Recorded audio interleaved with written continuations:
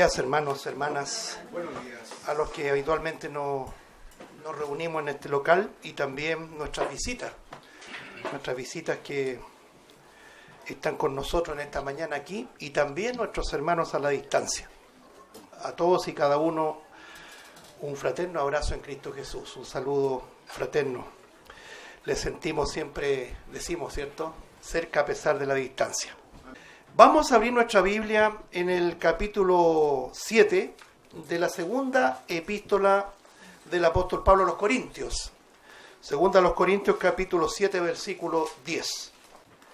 Mientras lo buscan ahí, vamos a hablar, no sé si solamente en esta reunión o a lo mejor nos va a tomar una reunión más, sobre un tema muy sensible y que durante las vacaciones precisamente estuve reflexionando bastante sobre esto, sobre lo que significa el peso de la culpabilidad del pecado.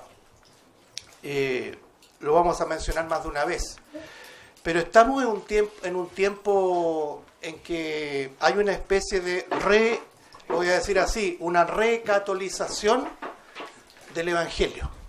¿Qué significa con este concepto de recatolización del Evangelio? Todos sabemos, los que venimos de la religión católica en particular, sabemos que la salvación no era solo por gracia, no es lo que se predica allí, no es la sola obra de Cristo en la cruz, aunque se habla de Cristo en la cruz, ¿cierto? Los que fuimos católicos, ¿cuántas veces cantábamos? Cordero de Dios, que quita el pecado del mundo, ten piedad de nosotros. Y lo decíamos, pero en la práctica la salvación era por obras. Y hay algo muy serio en toda esa teología falsa, no bíblica, podríamos decir antibíblica, es que el individuo carga la culpa del pecado. Y eso puede llevar a letales consecuencias. Vamos a hablar un poco de eso, hermano. Entonces quiero citar acá un pasaje que quiero explicarlo acá en 2 Corintios 7:10. Está en un contexto. Dice el versículo 10 solamente. Voy a dar lectura en el nombre del Señor Jesucristo. 2 Corintios 7:10. Porque la tristeza que es según Dios produce arrepentimiento para salvación, de que no hay que arrepentirse, pero la tristeza del mundo produce muerte. El Señor bendiga su palabra. Hay varias versiones que cambian esta expresión que a lo mejor indica una confusión. Por ejemplo, dice, porque la tristeza que según Dios produce arrepentimiento para salvación, y la frase es, de que no hay que arrepentirse. Entonces uno entra en confusión. ¿Qué significa ese lenguaje? Puede ser traducida que es un arrepentimiento sin pesar. Es decir, cuando nosotros experimentamos el arrepentimiento en Cristo, ya no hay más pesar por el pecado, porque uno descansa en Cristo. Eso es lo que significa ese pasaje. Fíjense que Pablo presenta esta enseñanza en una segunda carta a los Corintios, en medio de una explicación o alguna, por decir así, una consolación de lo que ya había sido la primera carta. La primera carta a los Corintios básicamente había sido mucha reprensión. Y no gratuitamente, porque los corintios se hacían méritos para que fueran reprendidos por Pablo. Acuérdense que la iglesia más carnal, vamos a decirlo así abiertamente, más carnal que revela el Nuevo Testamento es precisamente la iglesia ubicada en Corinto. 2 cartas, 2 epístolas que nos enseñan una enormidad respecto a doctrinas para nosotros trascendentales. Por citar alguna, la resurrección, un capítulo completo, 1 Corintios capítulo 15. ¿Y por qué ocurrió en esa carta esa instrucción clara de Pablo a los Corintios sobre la resurrección? Porque los corintios estaban tergiversando lo que era la resurrección, a tal punto de que algunos decían que ya no existía o que ya se había realizado. Y Pablo llega a decir, si no hay resurrección, vana es nuestra fe, vana es nuestra predicación. La cena del Señor también está allí. La ofrenda para los santos también está allí. Los dones espirituales, en fin, muchas enseñanzas están dadas a la iglesia más carnal que revela el Nuevo Testamento. Entonces, en esas continuas reprensiones, muchos se sentían ofendidos. Muchos se sintieron tristes por el llamado al arrepentimiento. ¿Se acuerdan ustedes de 1 Corintios 15 cuando había un individuo, un miembro de la iglesia que intimaba con la madrastra, ¿se acuerdan? Ahí hubo un problema muy serio y Pablo duramente les escribió: si yo estuviera ahí pondría todas las cosas en orden. ¿Cómo ustedes no se dan cuenta de eso, del pecado? Porque el pecado, hermanos, nos va a veces adormeciendo y parece que se vuelve una norma, algo habitual. Por eso que es importante la reprensión, el redarguir que el Espíritu Santo produce en nosotros. Entonces, la primera carta es una dura reprensión. En Corinto había pecado no solamente de incesto, que es lo que acabo de mencionar, había pecado de partidismo, es decir, algunos decían: no, a mí me gusta este hermano, no, me gusta este otro, ¿se acuerdan? Yo soy de Pablo, yo soy de Cefa, yo soy de Apolo. No, Pablo dice: no, aquí no es ni uno ni el otro. Cada uno de nosotros es un colaborador, pero el cuerpo es de Cristo. Es decir, nosotros siempre debemos entender que el poder no está en el sembrador, sino que está en la semilla. El que da el crecimiento no es el predicador, es el poder de la semilla. Y ahí lo dice: uno planta, uno riega, pero Dios es el que da el crecimiento. Entonces los pone en su lugar. Y en esta segunda epístola, el apóstol Pablo se regocija de los resultados que hubo en los Corintios. Aunque hubo, ¿cierto?, tristeza. Eso en el contexto. Pero esto yo lo quiero llevar a la enseñanza de lo que significa el arrepentimiento en Cristo. Porque aquí lo dice, literal, dice: Dios produce arrepentimiento para salvación. Hermano, el arrepentimiento no es un asunto exclusivamente del día de nuestra conversión, sino que es continuo. Y por una razón, voy a decirlo así, bien sencilla: continuamente nosotros estamos pecando, de una u otra manera. Cualquiera que en esta sala diga: yo no peco, ya pecó. ¿Por qué? Porque está mintiendo. El pecado es parte de nuestra naturaleza pecaminosa, nuestra naturaleza adámica, de la cual, y gracias al Señor que es así, seremos muy pronto, hermanos, redimidos. Si Cristo viene en este día, siempre yo he sido convencido que va a venir un domingo, pero este es muy personal, ¿ya? Lo que pasa, hermanos, es que el Señor me lo reveló. No existe ese tipo de cosas. Yo creo que el Señor, cuando venga, y eso lo dice la Escritura, vamos a ser redimidos de este cuerpo mortal, de este cuerpo aún pecaminoso. Por lo tanto, es necesario el arrepentimiento continuo. Esa palabra arrepentimiento significa cambiar de modo de pensar, porque el pecado a veces se vuelve amigo de nosotros. Si no es tan malo esto, si todo el mundo lo hace. No, nosotros no vivimos según los estándares del mundo, sino que debemos vivir y procurar vivir de acuerdo a los estándares de Dios. Y cuando nos vemos fallando los estándares de Dios, ¿qué tenemos que hacer? Cambiar de modo de pensar y decir: sí, Señor, definitivamente tú tienes la razón y yo estoy equivocado, me arrepiento. La palabra arrepentimiento, eso significa estar a cuentas con Dios, diciéndole: Señor, tú eres el que dice la verdad y yo soy el que fallo, ¿cierto? Como dice el propio Pablo a los romanos: sea Dios veraz y todo hombre, tú y yo, mentiroso. Eso es lo que son. Pero aún así, ese continuo arrepentimiento es un arrepentimiento sin pesar. Eso es lo que está diciendo. Es decir, nosotros descansamos en la obra de Cristo. Y así debiera ser. Pero, como dice acá en la segunda parte, la tristeza del mundo, cuando hablamos del pecado, cuando hablamos de la culpa del pecado, no produce salvación, sino que produce muerte. Hermanos, hoy día se está recatolizando el Evangelio. Es decir, estamos volviendo a los lineamientos de Roma. Lo puede creer, y por eso es que es importante a veces, así como cuando ya ni existe esto, usted pasa por los kioscos, ¿cierto?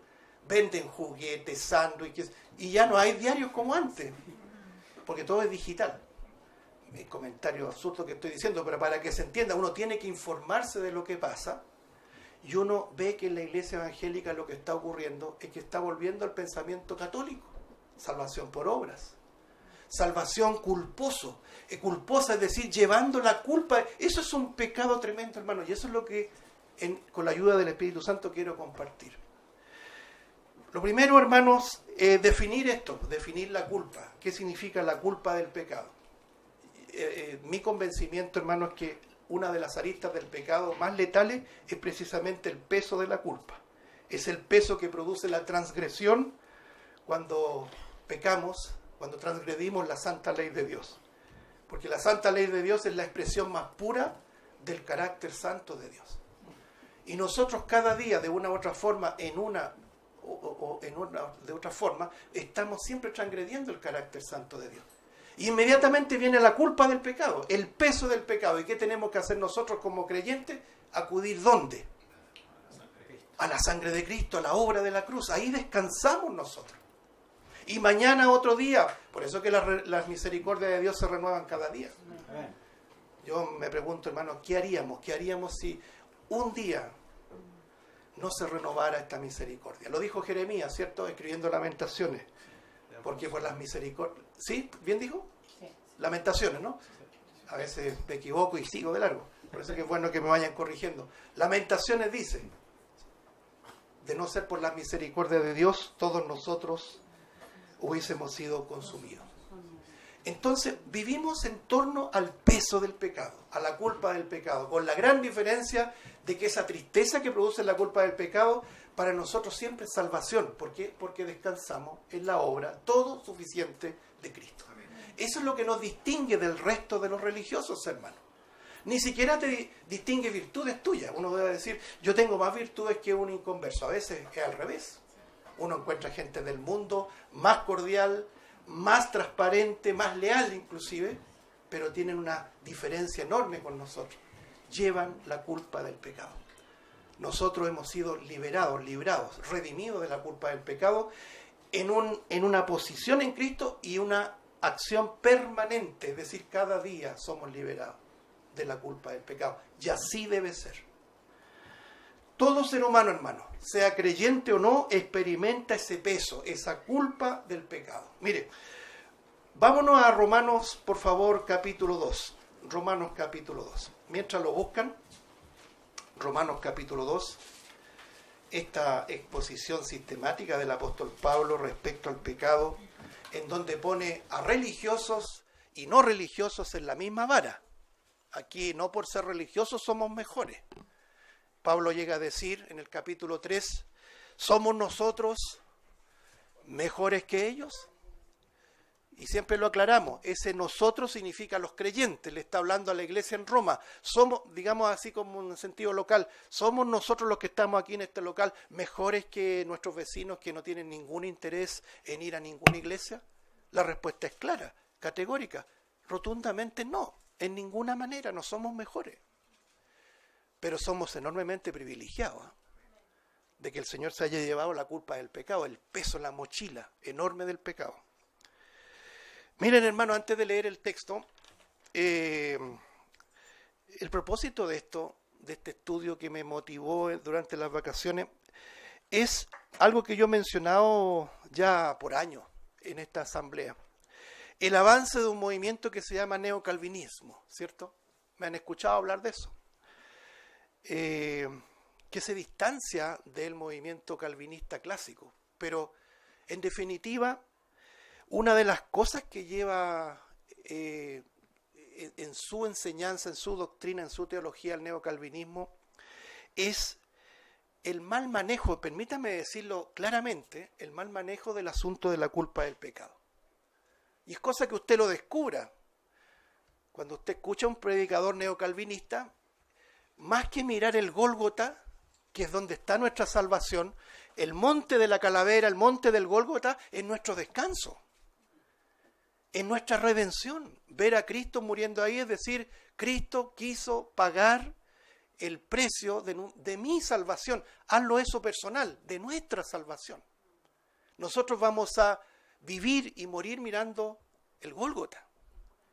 Pero estos predicadores, 5 minutos escuchándolo y lo único que le hacen a ustedes es mirar el Sinaí. Hay una gran diferencia. El monte Sinaí es donde está la ley. El monte Sinaí es donde está la condenación. Y usted dirá, pero ¿es mala la ley? Bueno, ¿qué dice la Biblia? No, no es mala. Es buena, es justa, es santa. Pero no es la que nos salva. No es la que nos libra de la culpa del pecado, sino la que nos permite entender 3 cosas. Primero, cuán santo es Dios, cuán pecadores somos nosotros y cuánta necesidad tenemos cada uno de nosotros de ir imperiosamente y urgentemente al único que nos puede redimir de la condenación de la ley, de la condenación del pecado, que es nuestro Señor Jesucristo. Por eso que es buena la ley. Pero ahora que estamos en Cristo, la ley ya no está puesta como una enorme, ¿no es cierto?, ley pesada que nos vive, ¿no es cierto?, nos hace vivir el pecado y la culpa del pecado, sino que está puesta en nuestros corazones. Es muy distinto a tenerla encima, a tenerla morando en nosotros. Por lo tanto, diciéndolo en ese sentido alegórico, por decir así, nosotros ahora miramos el Gólgota. Pero este movimiento neocalvinista está haciendo mirar constantemente el Sinaí. Y de alguna manera están presentados de una manera extrema, ¿no es cierto?, extremista, que casi eclipsa el amor, la misericordia, la gracia y la paciencia de Dios. ¿Por qué digo esto, hermano? Y lo voy a ir aclarando en la medida que vamos desarrollando esto. Porque los oyentes viven con el peso de la culpa del pecado. En diciembre del año pasado, yo estuve leyendo, estuve indagando. Hay un famoso predicador, de los famosos, por decir así, muchos seguidores, que es un pastor mexicano que se llama Chuy Olivares. ¿Lo ubican? Sí, yo calculo la mayoría. Él escribió una carta muy severa, denunció algo muy severo y lo tomó de una manera muy personal, individual y también en sentido congregacional. Acusó a este movimiento neocalvinista, así lo dijo, de la muerte de un joven de la congregación que comenzó a abrazar estos predicadores que a uno lo cautivan. ¿Para qué estamos con cosas? Porque hoy día estamos en comezón de oír y la gente quiere oír cosas nuevas. La gente quiere oír cosas novedosas para aplacar el pruito del oído, ¿se entiende, no? Y un grupo de jóvenes de la congregación comenzaron a abrazar este movimiento neocalvinista, en donde, lo digo a título personal, hermano, se exacerba más la obra del individuo para llegar a Dios que la obra de Cristo como única y todo suficiente obra para llegar al cielo. Y este joven se suicidó. Se suicidó, él lo declara ahí en diciembre del 2024, estamos recientes. Y eso me hizo meditar cuando me enteré de esta noticia, el asunto de manejar el asunto de la culpa o el peso de la culpa del pecado, la culpabilidad del pecado. La culpabilidad del pecado puede llevar a un individuo a la muerte. No solamente en un suicidio, que es un acto dramático, sino que también progresivamente en la depresión. Fíjese que, indagando por ahí, muchos miembros de iglesias que tienen esa idea severa, puritana, prácticamente católica, en el sentido de que al cielo se llega por obras humanas, por una santidad ascética. ¿Qué significa ascética? Que usted tiene que hacerla, ¿no es cierto?, en una idea contemplativa, apartada del mundo. Eso es un pecado terrible. Y lo que estoy diciendo no es pregonar la licencia para pecar, sino que estoy diciendo que no hay salvación fuera de la obra de Cristo. Entonces este joven tenía un pecado recurrente, como lo puedes tener tú y lo puedo tener yo. Y no nos sonrojemos por eso. Lo que no estoy diciendo, vuelvo a subrayar, porque aquí pueden tomar el video y editarlo. Pero el creyente verdadero no quiere pecar. El creyente verdadero odia el pecado. Sin embargo, el creyente verdadero peca. Por eso que anhelamos la redención. Y no es una palabra mía ni tuya, si lo dice el apóstol Pablo. Él gime, decía, ¿no es cierto?, para ser luego adoptado en ese tabernáculo celestial y ya nunca más tener relación alguna por el pecado. Bueno, este joven que le confesó a este pastor un pecado recurrente, que pedía perdón y volvía a caer, y pedía perdón y volvía a caer, bueno, empezó a escuchar a los supercristianos del neocalvinismo, y se suicidó. La culpa del pecado no la pudo resistir. A esto se le suma, hermano, varios suicidios de pastores neocalvinistas en los Estados Unidos. Hace unos años atrás, no sé si usted se acuerda, como pasa el tiempo, año 2019, yo anunciaba la deserción de varios pastores norteamericanos, como el afamado Joshua Harris, predicador de una iglesia calvinista, Gracia Soberana. Y él declaró abiertamente, permítanme contextualizar esto para que no crean que es una cosa muy mía, sino que tiene que ver con datos reales. Bueno, Joshua Harris, fundador del mega ministerio Gracia Soberana. El otro es Dave Gass, de la iglesia Grace Family Fellowship, también de corte calvinista. El cantante del ministerio de adoración, muy famoso, Hillsong, Marty Sampson. Bueno, ¿qué está pasando? Uno dice. La Biblia dice, salieron de nosotros porque no eran de nosotros. El creyente verdadero va a perseverar en las filas de Cristo porque confía en Cristo. Él no está a la par con el Redentor. Nosotros nunca nos transformamos en corredentores con Cristo, sino que Él es todo suficiente Redentor. Y vamos a estar con Él para siempre. ¿Por qué? Porque Él lo quiso, no porque nosotros lo queramos hacer. Por ejemplo, Dave Gass dice dramáticamente, mi matrimonio fue una farsa. La oración nunca fue respondida, los milagros nunca se realizaron, la gente murió, los niños se rebelaron, los matrimonios fracasaron, se produjeron adicciones, todo al mismo ritmo que los no creyentes. Y mire cómo sella esta declaración dramática, no deja de ser dramática. El sistema lo llama así, simplemente no funciona. Estas son palabras de una persona reformada, de una persona teóloga, pero no regenerada. Porque el creyente verdadero nunca va a renegar de la obra de Cristo. Si el problema radical, ¿saben cuál es? ¿Cuándo el Señor nos prometió plenitud en este mundo? ¿Cuándo nos prometió felicidad a toda prueba en este mundo? Jamás. Alguien dijo muy acertadamente hace poco, decía, usted ha escuchado hablar, el Evangelio transforma vidas, el Evangelio transforma países, el Evangelio transforma el mundo, decía él. Si eso es verdad, entonces el Nuevo Testamento hay que botarlo a la basura. Es un pastor. Yo me puse a meditar lo que dice y exactamente es así. Hermanos, nosotros ahora mismo judicialmente hemos sido absueltos de todos nuestros pecados. Y luchamos contra el pecado en lo presente, pero definitivamente cuando seamos liberados del pecado será exclusivamente cuando Cristo nos venga a buscar. O cuando la muerte nos alcance y seremos separados de este cuerpo corrupto y de muerte.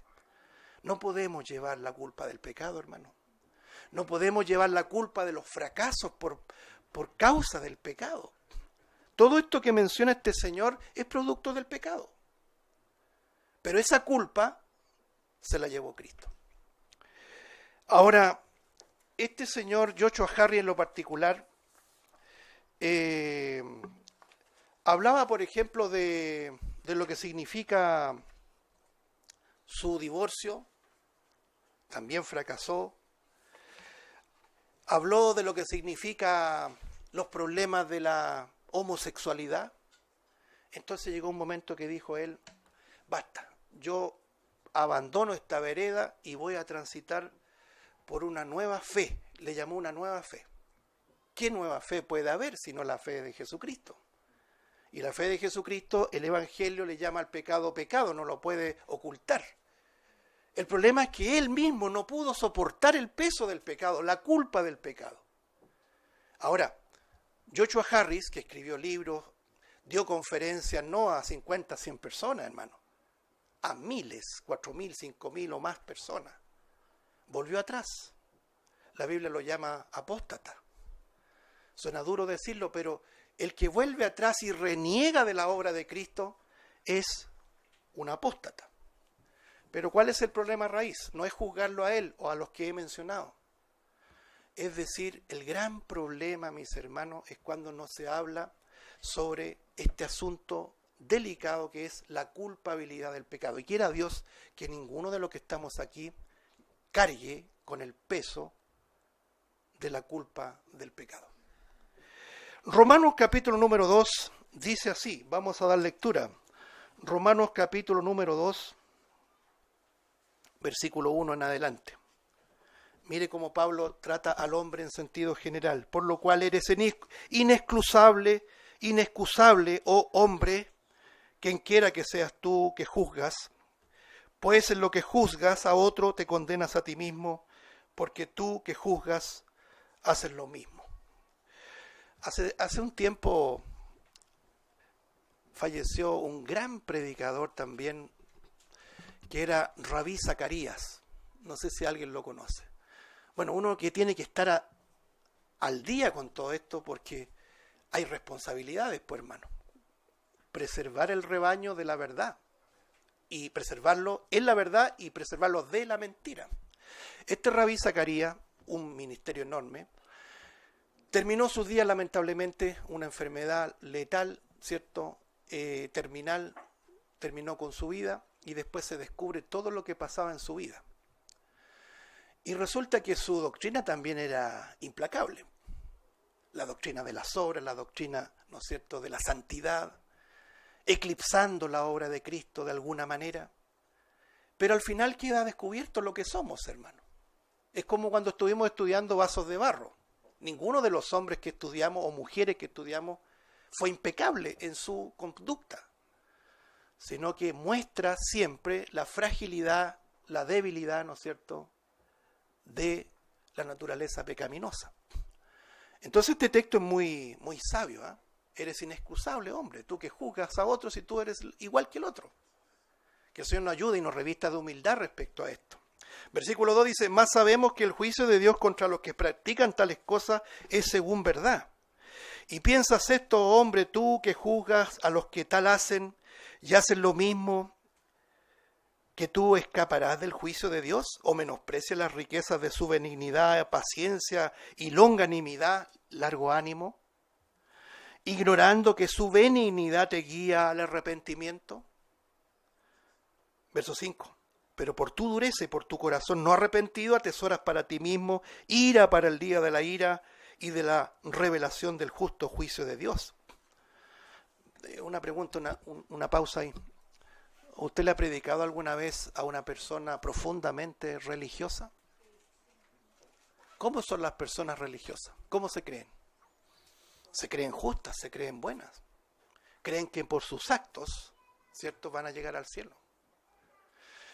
Mire, es como que el Espíritu Santo permite todas las cosas para confirmar. Allá mismo en el sur, una persona me decía, o más de una persona, ¿por qué me pasa esto? ¿Qué he hecho mal? Si soy cristiano o soy cristiana. Y eso es doctrina, porque en sus iglesias no se les enseña que esto no es por mérito.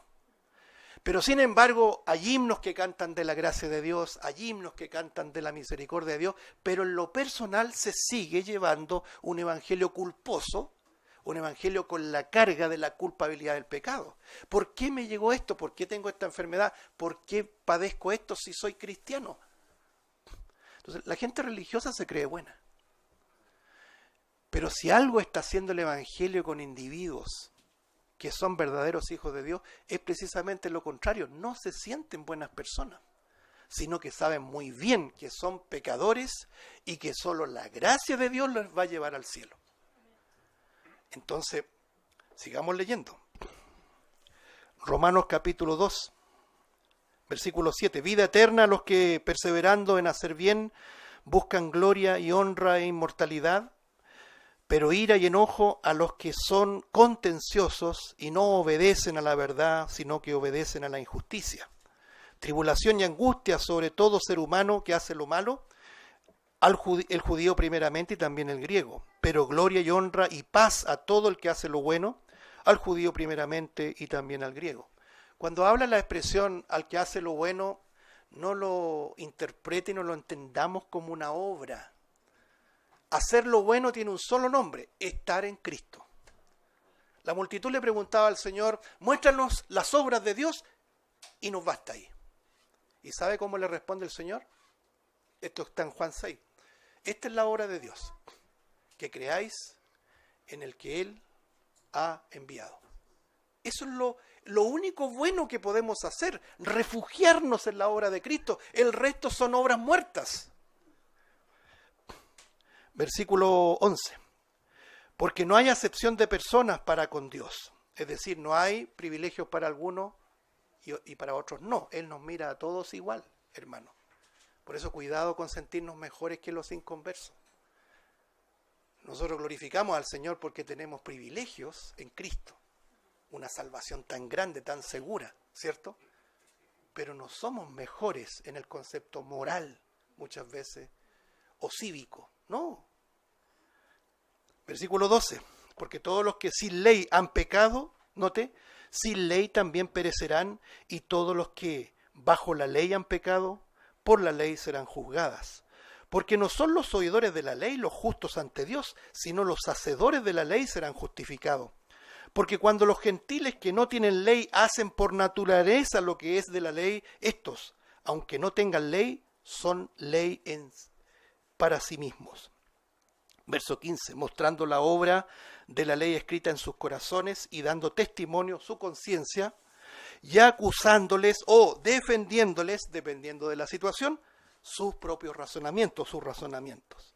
Verso 16, en el día en que Dios juzgará por Jesucristo los secretos de los hombres, conforme a mi evangelio. Yo prefiero 1000 veces que el Señor me conozca tal cual somos ahora mismo, que me descubra en ese día del juicio. Lo digo en sentido retórico, ¿por qué? Porque el creyente ya se depositó en Cristo, se rindió ante aquel que conoce los espacios más escondidos de tu corazón. Si Él conoce todas las cosas, hermano. Descansamos en Él. La cruz es nuestro descanso. La culpa del pecado se la lleva la cruz. Por eso no nos vamos a cansar de alabar al Señor. ¿Qué es lo que dice en todo este texto? No vamos a ir versículo por versículo. Que el inconverso, aunque no tenga ley, aunque no tenga conocimiento de la ley, Dios imprimió, voy a decirlo así, imprimió su voluntad y su ley en su mente. ¿Sabía usted?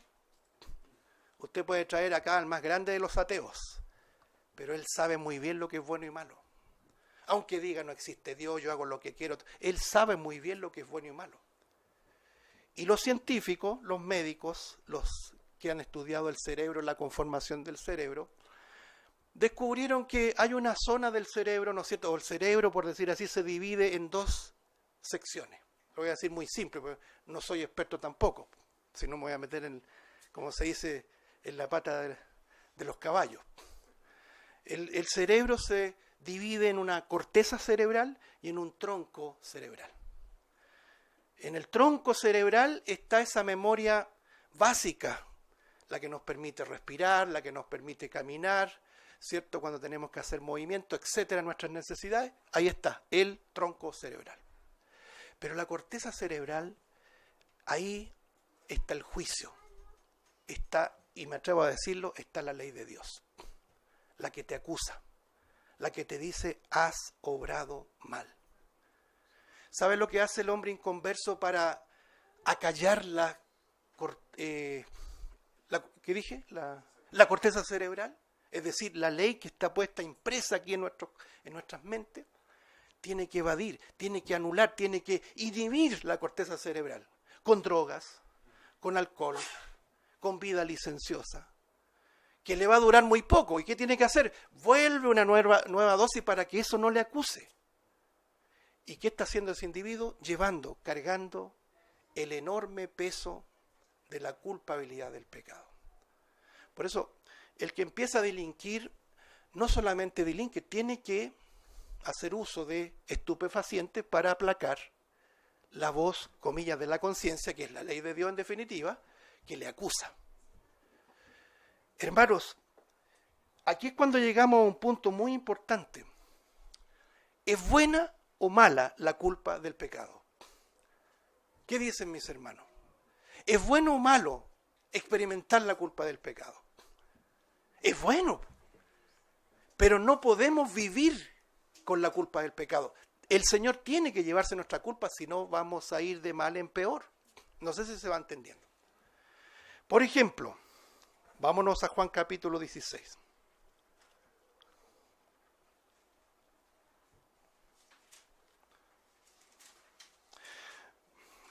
Yo me ponía a pensar en este muchacho que se quitó la vida después que no pudo resistir esa doctrina, el Hijo de Dios no peca, el Hijo de Dios no peca.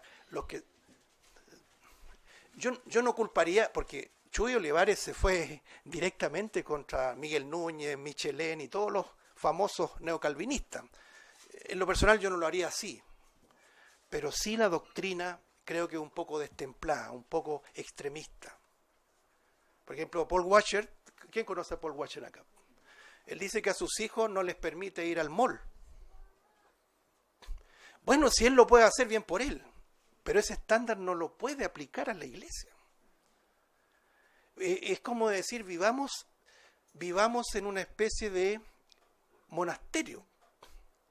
Por ejemplo, sin ir más allá, por ahí por el año 2018, y esta documentación está en la página si le interesa, es gratuita. ¿Ya? Pero deje su diezmo al ladito. No, es broma. La ironía también es parte de lo que tenemos que a veces experimentar para que despierte nuestras conciencias, hermanos. Bueno, hay un artículo documentado de un periodista norteamericano que reveló este asunto que en esa oportunidad se dio, que se conoció como la opción de Benedicto. Benedicto era un monje europeo del medioevo. Voy a resumir, fue el fundador del monasticismo. ¿Qué es el monasticismo? La idea de que los creyentes debían apartarse a las montañas para apartarse del pecado. Entonces, en la medida que nos vamos a la montaña, nos apartamos de la mundanalidad y del pecado. El problema radical en esa postura monástica es que todos los que escapaban a la montaña se llevaban el pecado adentro. Si ese es el problema. Enseñanza de nuestro Señor Jesucristo: lo que contamina al hombre no es lo que entra, lo que contamina al hombre es lo que sale. Mientras no nos conozcamos nosotros mismos, no vamos a poder dejar la culpa de nuestro pecado en la cruz de Cristo, sino que la vamos a seguir llevando, y eso nos puede atormentar, hermano. Entonces, decían ellos, es necesario adoptar esta teología de San Benedicto, o Benito también se le llama, apartarnos, ¿no es cierto?, a las montañas, en la vida monástica, en la santidad ascética, y etcétera, y etcétera. Bueno, ¿sabe quién suscribió la opción de Benedicto?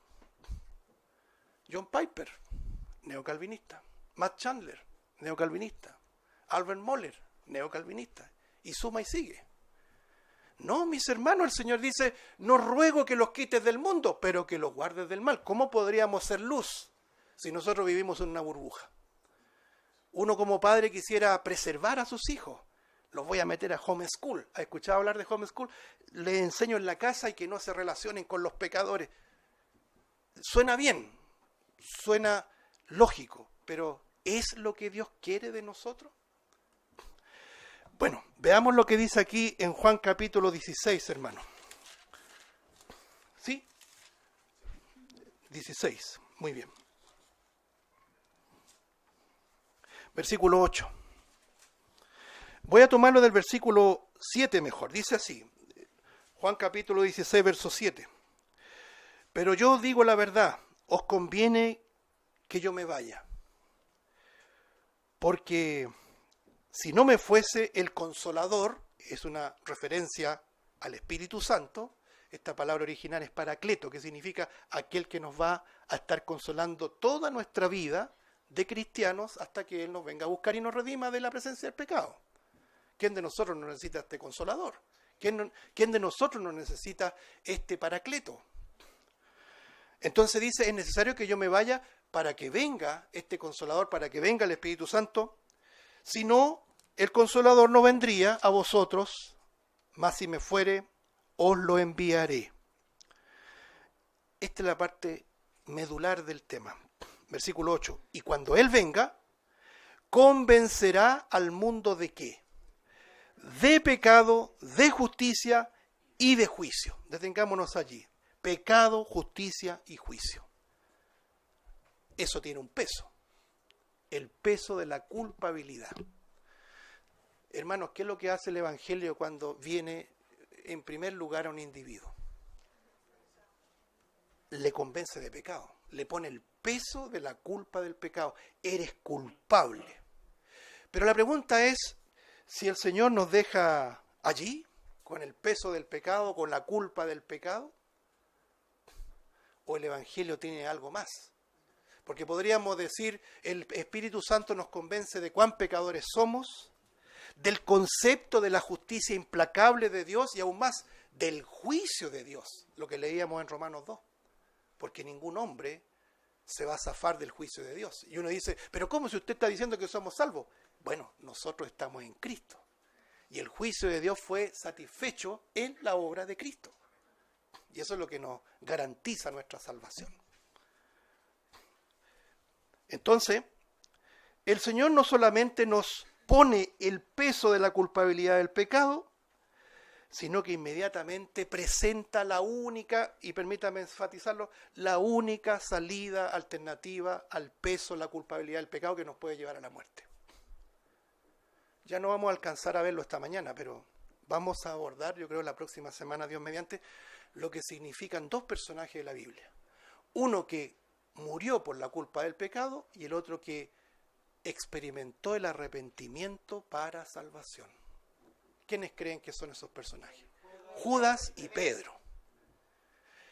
Ahora, noten lo que dice en Mateo capítulo 11, por favor.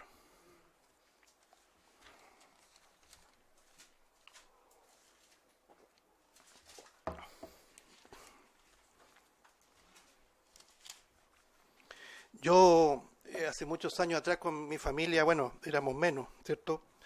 Pasamos por una iglesia legalista, profundamente legalista. Todo era pecado. El pantalón en una mujer es pecado, los aros, ¿cierto? Olvídense, un creyente sin corbata acá, pecado.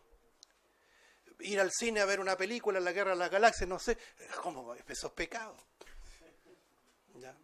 Y en fin, vivían bajo el peso de la culpa del pecado. Sin embargo, desde los púlpitos se predicaba a Cristo, aquel que te liberta de las cosas del pecado. Entonces, hay una contradicción vital. Y con eso no significa una apertura al pecado, no, de ninguna forma.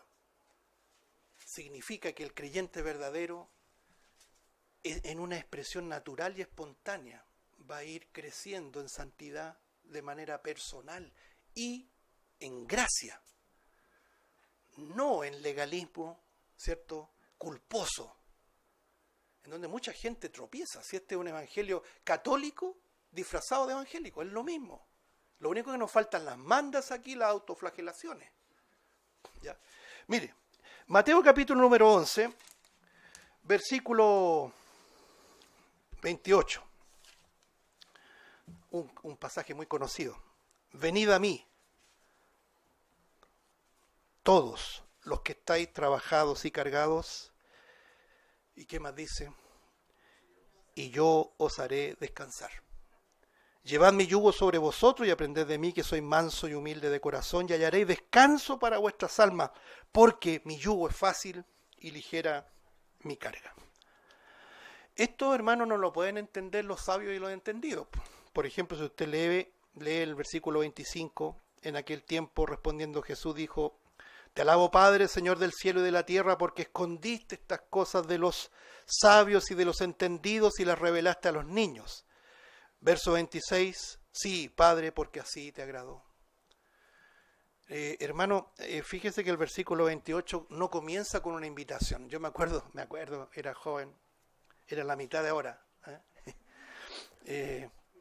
Y por primera vez me invitaron a predicar en las calles, ¿ya? Y me acuerdo que tomé este texto y erróneamente le decía a las personas que transitaban por ahí: esta es la invitación que Dios te hace. Y después, con el tiempo, vamos descubriendo que no es una invitación. Esto es gramática, esta es una interpretación gramática, la tercera regla de interpretación, versículo 28. No hay una invitación, es un mandamiento, es una orden. Pablo le dice a los que estaban en Atenas, ahí en el capítulo 17 de hecho, Dios manda a todo hombre en todo lugar que se arrepienta. ¿Cuál fue la predicación de Cristo? Arrepentíos porque el reino de los cielos se ha acercado. Es una orden, es un imperativo. Eso es lo primero. Pero mire con qué ternura dice lo siguiente: venid a mí todos los que estáis trabajados y cargados, y yo os haré descansar. El pecado nos carga nuestras espaldas. Por ejemplo, no pierda ahí, ya estamos en los últimos minutos. Por ejemplo, el rey David, voy a citarlo, voy a leerlo acá y le doy después el texto. A ver si lo encuentro.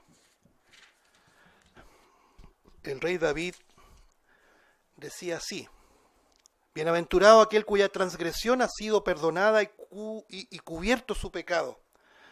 Bienaventurado el hombre a quien Jehová no culpa, ahí está, de iniquidad, y en cuyo espíritu no hay engaño. Y esta es la parte personal. Mientras callé, se envejecieron mis huesos. En mi gemir todo el día, porque de día y de noche se agravó sobre mí tu mano, se volvió mi verdor en sequedades de verano. Salmo 32, versículo 1 al 4, y versículo 5 podríamos agregar: mi pecado te declaré y no encubrí mi iniquidad. Podríamos seguir leyendo. Es decir, hay un momento en el que el Señor nos pone la carga del pecado. Es buena, es justa, es santa, pero inmediatamente nos dice: a todos los cargados, trabajados por causa de ese peso enorme, yo os haré descansar.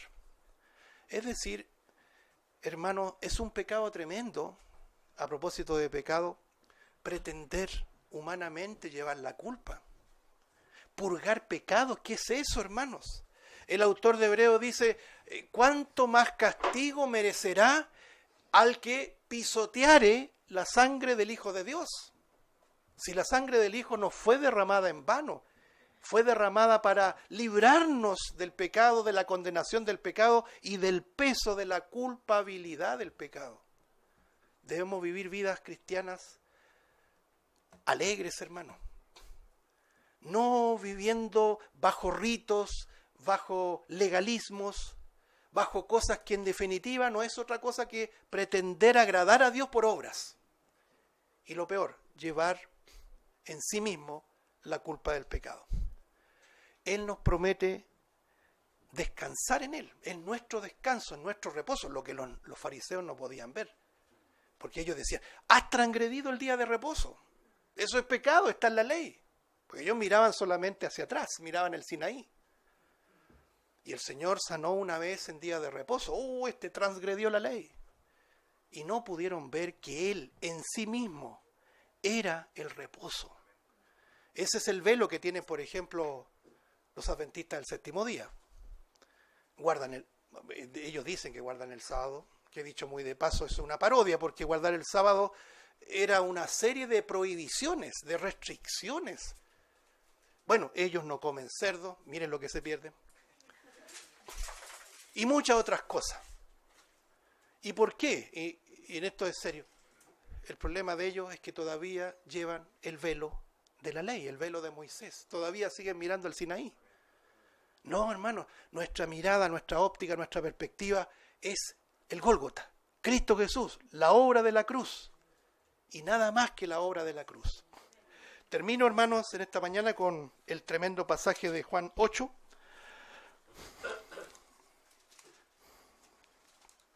Versículo 31.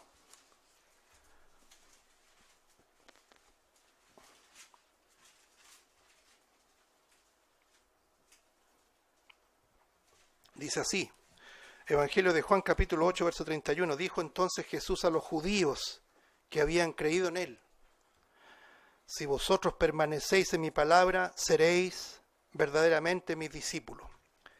Y note esto, versículo 32. Y conoceréis la verdad, y la verdad os hará libres. Hermanos, hagamos un recuento muy cortito. Cuando llegamos a Cristo se acabó todo, se acabó los temores. ¿Cuántos de nosotros estuvimos en la superstición? ¿Cuántos de nosotros estuvimos en la religión? ¿Cuántos de nosotros íbamos a tal lugar religioso por temor al infierno? ¿Cuántos de nosotros temíamos a los hombres, a los líderes, porque eran los ungidos de Dios? ¿Cuántos de nosotros temíamos, no sé, pasar por debajo de una escalera? O que se nos cruzó como ahora, ¿cierto? Un gato negro. ¿Es verdad? Hermanos míos, eso se acabó. Estamos libres en Cristo. Pero no solamente de superstición y superchería, de algo más trascendental, más serio, más letal, del peso de la culpabilidad del pecado.